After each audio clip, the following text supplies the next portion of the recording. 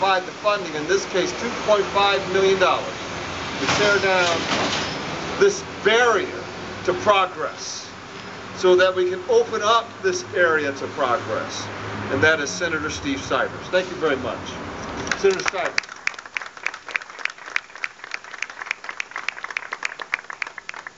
Thanks, Mayor. And as our mayor says, downtown is everybody's neighborhood. And I'm proud to be here today to assist with something that's important for downtown.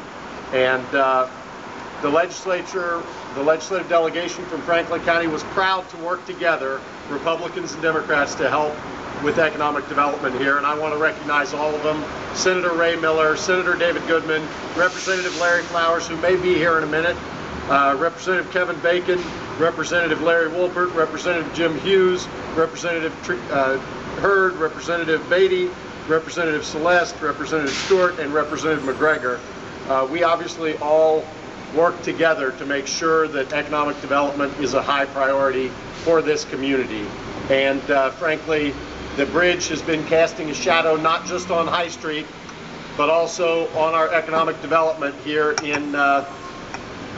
in Columbus. So we want to make sure that we do everything we can to help keep this economy moving. And obviously one of the key things that we want to do is make sure that there's retail downtown.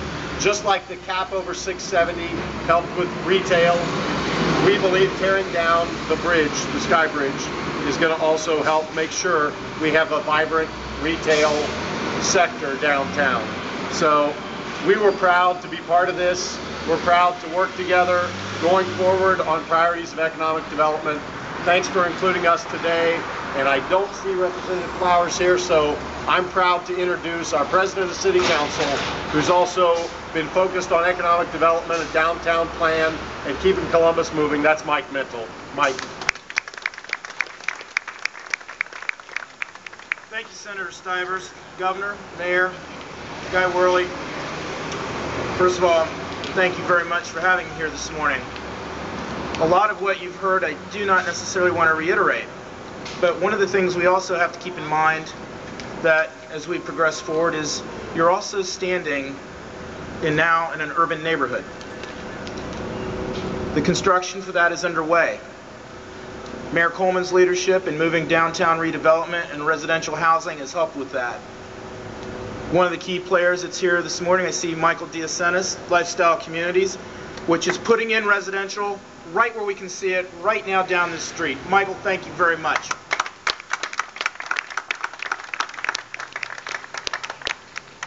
So we are in a neighborhood. And with any neighborhood, you have to look at its revitalization. How do you move that forward? Well, neighborhood also takes not only having good residential, it also takes recreation, having a good park. And with our partners in the downtown community, private-public sector partnership, we're going to have a great park. It's called the Saturday Mile.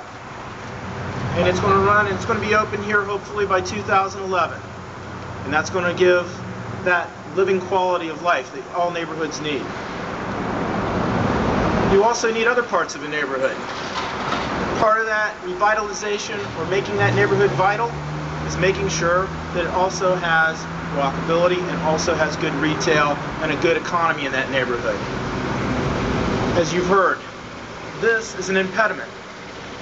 It's not just a visual impediment, it's an economic impediment.